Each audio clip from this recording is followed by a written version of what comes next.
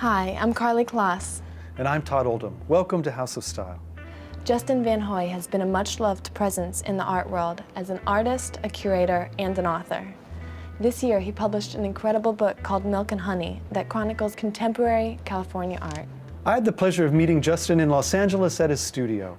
He was such a warm and generous person, and his passion for the arts was absolutely contagious. It felt like the beginning of a really great friendship. I was devastated to hear that just a few days after we worked together, Justin passed away. I feel honored to have spent the day with him, and I'm so grateful that his beautiful work lives on in this book. Our thoughts go out to his friends and family.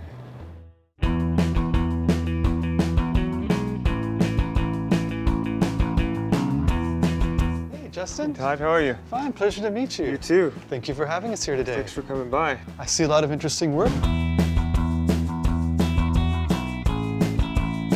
Do you mind if we go into your office? Yeah, so this is my area.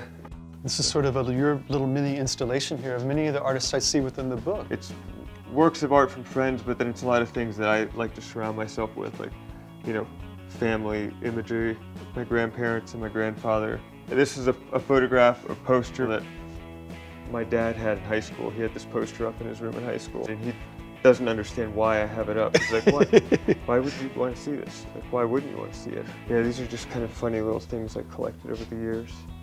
But then there's also a lot of books, which makes sense because I design books for a living. So were you a creative little kid? I think I was pretty creative. I got in trouble when I was about 3 for painting the garage floor.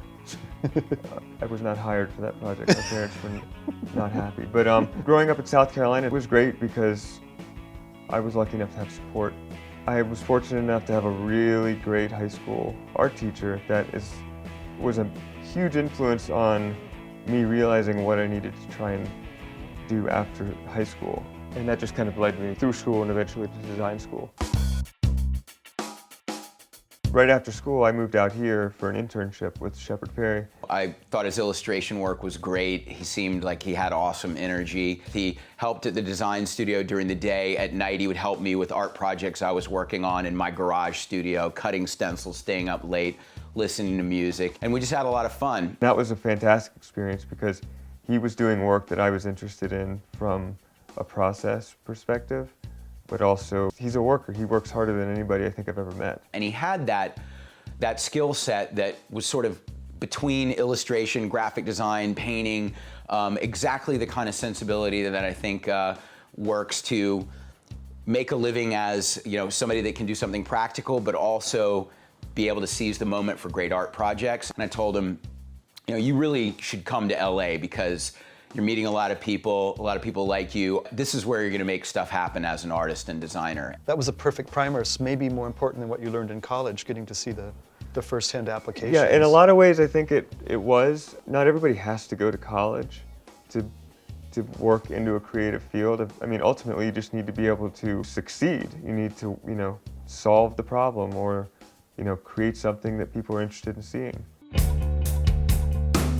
Now, Justin, I love your new book. I think it's just amazing. And one of the things that struck me is I know that you're a really talented artist on your own, but you also proved to be a fantastic editor. It takes a real generosity of spirit to be an artist and to be able to open up and be able to be empathetic to another artist and present them in a great way is really unique. I never really kind of envisioned myself as being an editor or curator, and kind of came up doing art and then going into design. So curation has become kind of this natural next step where I'm still being creative and working with different people, but using their work to kind of create something else. Well, the cover of the book is really fantastic. This is Sage Vaughn's work, right? It is.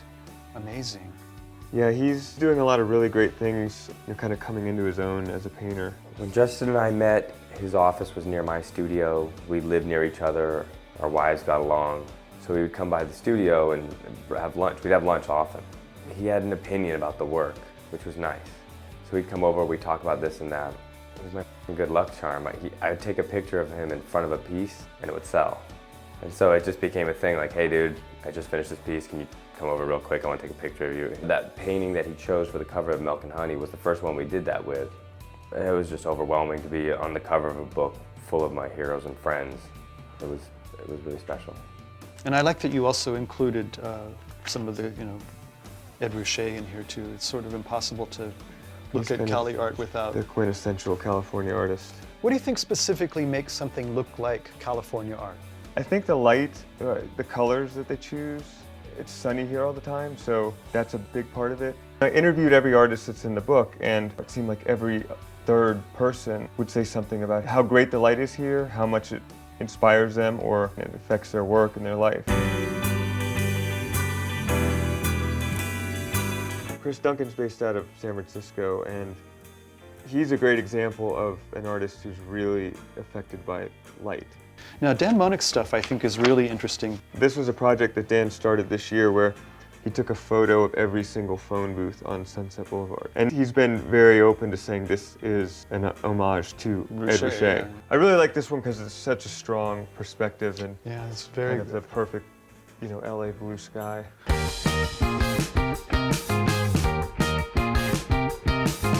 Now this is interesting because you picked, this is not a single person, A&P Quarterly. Right, A&P Quarterly is a free magazine that's published by RVCA.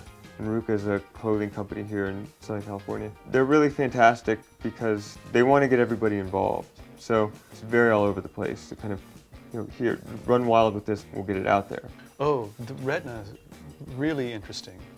Yeah, retina is a really kind of hot topic right now in the art world because he's stepping up to a whole new level. This year he's working with Louis Vuitton on a product collaboration, but also painting the outside and doing the inside of their Miami location, their store.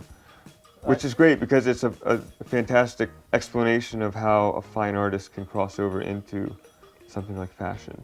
I know a lot of artists working out here, and I've always found that they've been very supportive of one another, and that's a little different than experiences I've found working elsewhere. I've found that California is like the most friendly place, and everybody's really open to kind of helping. So it's really easy to kind of connect the dots and get together with like-minded people who share the same idea as far as concept or execution. It's a very analog-oriented group of artists. Was that purposeful, or is that just what you respond to? It's great seeing work that's actually something. So, yeah, I mean, I think there probably was my love for the artifact and creating something by hand that led me to have so many traditional mediums in the book. I like that you've presented the artist's work in a book, you know, these beautiful analog experiences as opposed to a gallery or even on the internet. How do you approach something that's a little more deliberate and slower versus the speed of working electronically? Well, I mean, the way things are now with Twitter and Facebook and Instagram and all these digital platforms that allow people to put as much stuff up as they can as quickly as they possibly can. That's been a big turnoff for me. I don't think there's as much kind of heart and soul in it. But I feel like there's a little bit more of a lasting impact with doing a book because it's something you're going to come across as long as you have it. It's a time capsule, essentially, that kind of takes on a life of its own.